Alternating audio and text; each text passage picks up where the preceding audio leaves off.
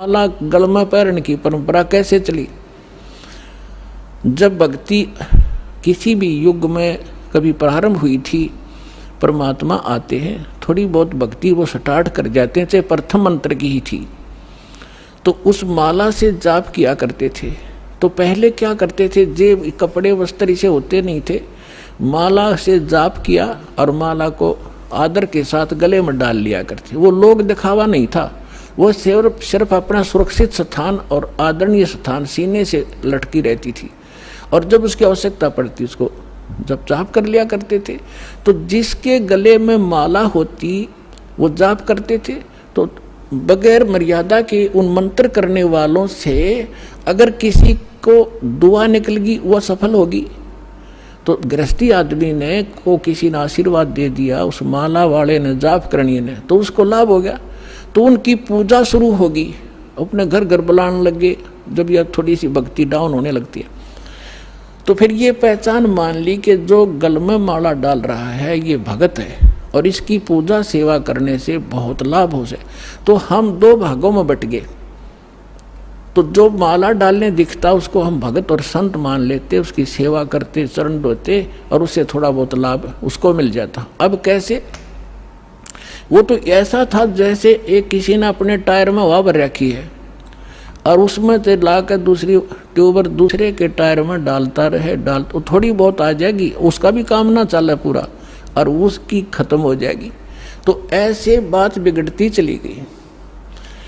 तो ऐसे हम इन नकलियों को जो गल में माला डाला करते, प्रारंभ में तो ये भगत थे, फिर मर्यादाहीन होने से अपनी संग्रहित कमाई को यहीं डिस्ट्रॉय कर जाया करते थे और दोनों यहीं के यहीं रह जाते थे।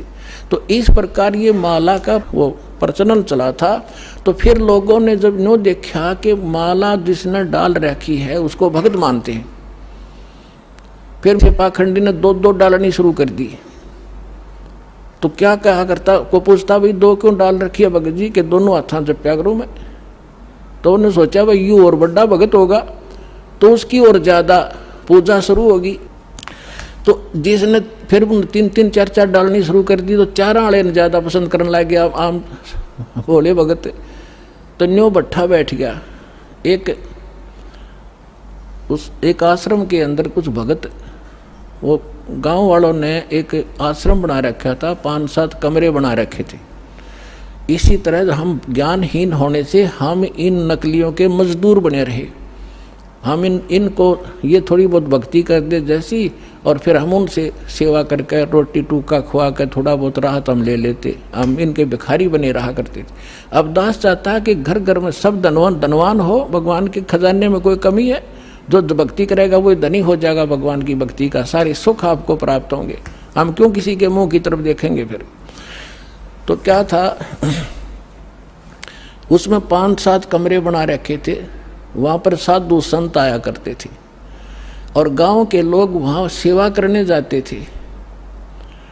तो वो क्या किसकी सेवा करा करते? जो ज़्यादा भजन करता दिखे। उन्होंने क्या पहचान कर रखी थी कि ज़्यादा भजन कौन करता है? जो सबसे पहले उठ कर स्नान करके और अपने भजन पर बैठ जाता है।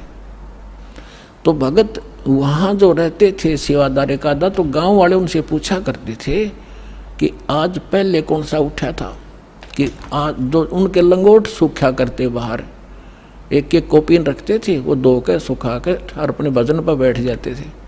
तो जो सबसे पहले बता देते थे कि ये उठा था सबसे पहले, ये इसी का लंगोट सूख रहा, तो उसी की पूजा ज़्यादा लोग करने लगे।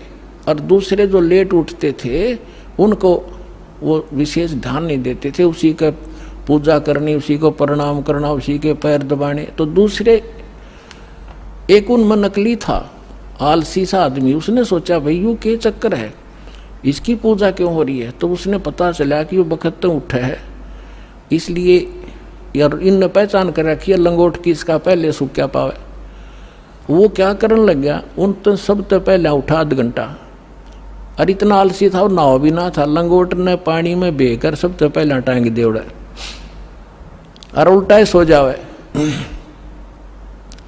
तो वो उन्होंने पूछा भाई ये किसका लंगोट है? कि ये इस महात्मा का है। वो सारे उन सारा न छोड़ देगा, उस नकली के लाग गए साथ, उस लंगोट की पहचान करके पहले कौन सा उठे रात ने। तो हम न्यो भक्ति का नाश कर लिया। तो यहाँ परमात्मा कहते हैं माला मुक्ति न होते है, ये मुक्ति होते है नाम। एक अक्षर बाहरा, ये उजड़ भला नगाम। कहते माला मुग्ध गंवारे को, गल में पैरा काठ। दगड़े दोजक के चल्या, लखी न सतगुरु बाटे। माला मुग्ध, इस मूर्ख ने ये गल में काठ पैर रखा, इतना मोटे मोटे मणिये। और दोजक, दगड़े दोजक के चला, नरक के रास्ते को पकड़ रखा है। लखी ना सतगुरु बाट, यानी सतगुरु के मार्ग का इसको पता नहीं चला। मूंड मुंडावे मूर्खा, ये कर हैं घोट में घोटे। बार भेख बनावे ही, अंदर गिन अनगिन खोटे। ये मूंड मुंडावे मूर्खा, यानी उस तरह फिरा लेते हैं, कच कोला कोरा कटवा लेते हैं। और कर मूंड मुंडावे मूर्खा, और कर हैं घोट में घोट। और बाहर भेख दिखावे ही, बाहर तजनो दिखे बड़ा महात्मा होगा, अंदर अनगिन खोट। केले की कोपीन है, ये फूल पान पल खाही। नर का मुख नहीं देखते, जो बस्ती निकट ना जाई। एक समय इस दास को ये ज्ञान प्राप्त हुआ, तो हम अपने ऑफिस में बैठ के फिर तो हमारे पास एक यही चर्चा हो जाती है, जो भी जिसने हमारी बात सुनाई थी उसको चर्चा शुरू कर देते थे। तो उनमें से एक कहने लगा कि नहीं, आपने संत तो देखे नहीं है। मैंने बताया मेरा ऐसे ऐसे गुरुजी हैं, उनसे मैंने दीक्षा ली है। तो वो एक कहने लगा आपने संत तो देखे नहीं है। दूसरा मेरा साथी कह रहा था, मैं कैसे होते हैं भाई, कि मैं एक बार ऋषिकेश गया हुआ था, हरिद्वार से आगे, और वहाँ एक आगे जंगल है, 1 किलोमीटर आगे चल के साइड में, और वहाँ एक महात्मा रहता है, और वो केवल एक लंगोट बांधता है केले के पत्तों की। जंगल में रहता है, और जंगल में इतना गहरा चला जाता है, आदमी के तो दर्शन भी नहीं करता वो, और जय उसके दर्शन हो जाए तो बेड़ा पार हो जाता है। तो बहुत से लोग वहाँ इकट्ठे हो रहे थे, तो मैं भी जाकर बैठ गया, उनसे पूछा ताछी की, तो उन्होंने बताया कि एक महापुरुष रहते हैं यहाँ पर, और वो कभी कभी यहाँ दिख जाते हैं विचरण करते हुए, तो हम उसके दर्शनार्थ बैठे हैं, हो सकता हमारे भाग जाग जा। लेकिन वो जब भी कोई आभास होता है तो भाग कर अंदर गुफा गहरी जंगल में भाग जाता है, आदमियों को दर्शन नहीं देता। तो कहने लगा कि एक बता रहा था कि मैंने एक दिन थोड़ी सी दर्शन हुए थे, बस एकदम फिर वो पीठ फेर कर भाग गए, बस उस दिन थोड़ी सी कसर रह गई, ना बेड़ा पार हो जाता। तो उसी आस में 20-30 आदमी बैठे थे वहाँ।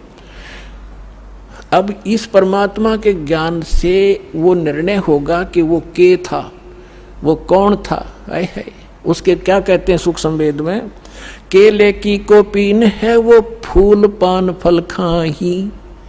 केले के पत्ते की तलंगोट बांध रखा है, ऐसे बैरागी त्यागी महसूस होते हैं, और फूल पत्ते और फल खा के गुजारा करते हैं, और बस्ती के निकट नहीं जाते, आदमी का मुंह भी नहीं देखते। ऐसे त्यागी बैरागी, उनको संसार एक समर्थ संत मानते हैं। अब उसका पैमाना दिया है सूक्ष्म वेद में, केले की कोपीन है, जो फूल पान फल खाही। नर का मुख नहीं देखते, जो बस्ती निकट नहीं जाही। वो क्या है, वो जंगल के रोज हैं, जो मनुष्यों बिद के जाही। निस्दिन फिरो उजाड़ में, न्यो परमात्मा पावे नाही। कैसा पैमाना दे दिया, वो जंगल के नील गाय हैं, रोज हैं, जो आदमी देख कर भाग जाओ, फदड़ फदड़ कर पता नहीं कहाँ जाकर डटे। ये जंगल के रोज है, जब नाम से मोक्ष होगा, इन बकवादों से होगा। इस जंगल में पशु सारे नंगे फिरे और भाग जाते हैं, मर्ग भी भाग जाते हैं आदमी से डर के। फिर इसका समाधान बताते हैं, डेरे डंडे खुश रहो, ये खुसरे लेना मोक्ष। दरु प्रहलाद पार उतर गए, फिर डेरे में क्या दोष। परमात्मा देखो, और तो उदाहरण उनके पास था नहीं जब ये ज्ञान मालिक दिया करते थे। हम ध्रुव और प्रहलाद को मुक्त मानते हैं, मानते हो खां जी? तो जब ध्रुव और प्रहलाद तुम कहते हो पार हो गए, उनके इतिहास देखो पढ़ के। प्रहलाद जी 10 वर्ष के थे जब नरसिंह जी आए, उनको मिले, यानी परमात्मा प्राप्ति हुई। भक्ति वो पहले से ही कर रहे थे, और फिर उन्होंने शादी करवाई।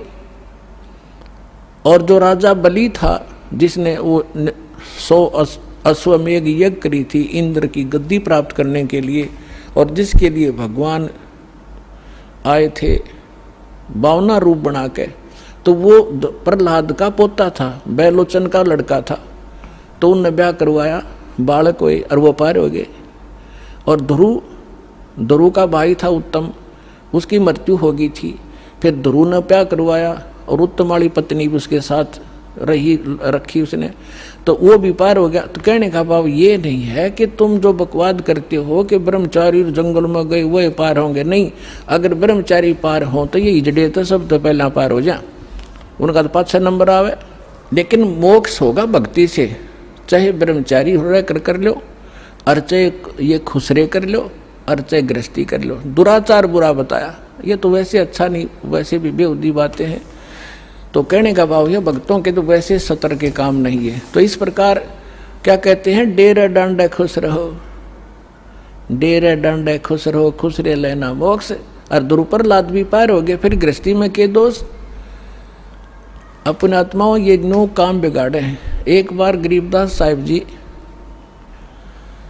जब परमात्मा से परिचित हो चुके थे और अपना ज्ञान प्रचार भी करते थे, कोई उसके उनके पास आ जाता था तो ज्ञान भी देते थे, दीक्षा देते थे, केवल सिंपल सी, ये मूल ज्ञान नहीं देते थे। फिर भी उनसे बहुत राहत मिलती थी, वो समर्थ थे, आशीर्वाद से भी लाभ देते थे, संसारिक सुख दिया करते। तो उन एक आपको बताता हूँ इनकी कैसी दुर्गति होती है। जग जाना यो बंदगी कराइए बोए सोल बबूल। एक बेरी गांव है रोहतक जिले में, अब वो झज्जर में हो गया। तो वहाँ का उस गांव का एक व्यक्ति था हरलाल नाम का, और वो धार्मिक व्यक्ति था घना। उसने एक साधु रख लिया अपने घर पे कि महाराज आप यहाँ रहो, उसके लिए एक चौबारा बनवा दिया ऊपर, आप यहाँ रहो, हमने सेवा मिल जाएगी, हमारे कर्म बन जाएंगे, आपकी भक्ति बन जाएगी, आपने भक्ति करनी है। आप बाल ब्रह्मचारी हो, घर छोड़ रखा, कहाँ भाई, ठीक है, होगी सेटलमेंट। उसका ऊपर चौबारा बना दिया, एकांत में उसको बढ़िया भोजन दे सुबह शाम, और वो अपना भजन करे, जैसा भी वो सोच रहे थे भजन करे। और वो भजन उसके पास भक्ति थी ये नहीं हुआ। तो क्या हुआ कि वो क्या करता था, बढ़िया माल खावे और आप खावर सो जावे, या जिसी भक्ति थी अटपट की वो साधना करे थोड़ी बहुत देर, वो भक्ति मोक्षदायक थी नहीं। तो क्या हुआ, कुछ दिनों के बाद उस संत की मृत्यु होगी, अंतिम संस्कार कर दिया। तो पहले क्या करते थे कि गांव के जो किसान लोग थे बैलगाड़ी रखा करते थे, और ट्रांसपोर्ट का जो काम होता था आजकल ट्रकों से होता है, पहले बैलगाड़ियों से करा करते थे। तो बेरी से और इधर नजफगढ़ साइड में जाया करते थे, वो अपनी उस मंडी से सामान लाते थे, जैसे वहाँ से गुड़ ले आए, बूरा ले आए, इधर से बाजरा ज्वार ले जाते थे भर के, ऐसे वो ट्रांसपोर्ट करते थे। एक दिन गरीबदास साहिब जी उसी रास्ते पर, जो रास्ता गांव छुड़ानी से होकर बेरी से और आगे जाता था नजफगढ़ साइड में, तो वहाँ कुआं था एक, उस कुएं पर बैठ कर गरीबदास जी स्नान कर रहे थे। सुबह सुबह गर्मियों का मौसम था, 5-6 बजे उधर से वो हरलाल गाड़ी लिए आ रहा था, और उसने जो बैल एक जोड़ रखा था, वो बैल था गोरे कलर का, लाल रंग का। और वो क्या उसने, वो बैठ गया, वो बैठता था ऐसे, और वो हरलाल उतर कर फिर उसका लठ मारता, उसने फिर जबरदस्ती ठाता, फिर वो आधा किलोमीटर ठीक चलता और फिर बैठ जाता। तो वो कुदरती वहां बैठ गया आकर जहां गरीबदास जी नहा रहे थे, स्नान कर रहे थे। तो गरीबदास जी न्यों के न्यों उठ के धोती बांध रखी थी नहाते नहाते, और वहाँ गए उस बैल के पास जो बैठ गया था। एक बैल खड़ा था, गाड़ी रुक गई थी, तो उन्होंने उसके कान में कोई बात कही। वो एकदम खड़ा हो गया, वो बैल खड़ा हो गया। तो किसान ने तो यह बड़ी बात थी, बैल ठीक चलने लग गया। और वो वहाँ से लेकर बेरी लगभग 10-15 किलोमीटर पड़े है छुटानी तक, बेरी तक वो बैठा नहीं। उधर से राम रमी हुई, महाराज कौन हो आप? भाई गरीबदास नाम है मेरा। और यूँ क्या हो गया? कुछ ना, बस आगे इसका समझ में। जब तो वो चला गया, फिर उसने जाकर देखा, उसका जब न्यों ना जची कि खड़ा हो गया जाते फिर बैठेगा थोड़ी दूरी पे, वो ना बैठा। तो फिर उसने पता करा भाई वो बैल ही भी इतना इस दूसरे तो भी आगे चल रहा है, तो इतना तेज चल रहा है, क्या चक्कर है? उसने क्या कर दिया इसके कान में। तो वो वापस आया, जब उस गांव में रुक गया और पूछा वह गरीबदास कौन है? वो कुदरती परमात्मा वहीं आगे स्नान, वो गरीबदास जी उसी टाइम से स्नान, उसने नहीं सोचा इस टाइम से आया कर वो नान भगत और वहाँ मिल लेगा। तो जब वो स्नान करना पता था भगत किस लिए आ रहा है, वो तो परमात्मा से परिचित हो चुके थे। तो जब उसने देखा कि वो आदमी है जो उस दिन बैल के कान में कुछ इसने फूक फाक मारी थी, प्रणाम किया और पूछा भगत जी आपने इस बैल के कान में क्या बोल दिया? ये तो उसके बाद डटा नहीं डटता और ना बैठता, आप तो वे पहुँचे हुए महात्मा हो। अब इतना गरीबदास जी का उसमें ज्ञान इतना था नहीं, क्योंकि हम घर का जोगी जोगड़ा और बाहर का जोगी सिद्ध, ये तुम्हारी पुरानी आदत है। तो गरीबदास जी ने कहा कि अब बैठ जा, बताऊंगा क्या कह दिया मैंने। आपके घर में चौबारे में एक बाबा जी रहा करता, संत भगत अखा जी रहता था। कहाँ गया वो? तो उस अरलाल भगत ने, किसान था वो जाट, उसने बताया जी वो तो मृत्यु को प्राप्त हो गया, 4-5 वर्ष हो गए। परमात्मा ने कहा कि ये बैल ओए है तेरा बाबा जी, इस नकली पर भक्ति बनी नहीं, सत साधना इसके पास थी नहीं, यू खावा था सोया था, नकली डड़े डोया था, कंकर पत्थर कट्टे करे, साधना ठीक नहीं थी। ये वही बाबा जी है, वो भगत जो घर छोड़ कर चला गया था, ब्रह्मचारी भी था, बैल बनकर गाड़ी खींच रहा है, क्योंकि तेरा खा रखा था इसने, पूरा करना पड़ेगा वापस। मैंने इसको ये कहा भाई भगत जी चाहे तो लठ खा के इसका दे दे और चाहे अपना स्वभाव पूरा कर दे, पूरा करे पीछा छूटेगा तेरा। इसका समझ में आ गई, अब ये तेरे पूरे करेगा। अब पुणात्मा देखो, अब जो भी कोई साधना कर रहे हैं वो हैं परमात्मा के बच्चे, किसी ना किसी जन्म में वो मालिक के साथ रहे। आगे साधना नहीं मिलती तो वो 84 लाख योनियों में चले जाते। और परमात्मा ने वहाँ भी दया करा दी अपने गरीबदास जी के माध्यम से, अरलाल का मन फेर दिया कि भाई भगत था यो और यू बैल बन गया, इसकी दुर्भाग्य। पर आज के बाद इसने मैं गाड़ी में नहीं जोड़ूंगा, अलग से बांध दिया, चारा चरावे और बैठे रहे। देख परमात्मा ने भगत की वहाँ भी रक्षा कर दी और सुविधा दे दी, लेकिन भक्ति बिना क्या बने? अगला जन्म उसका सूर का होगा, फिर क्या सुविधा देंगे? तो पुण्यात्माओं ये सौभाग्य आपका, आपको अनमोल रत्न मिल रहा है, इसने संभाल कर रखियो। अब जो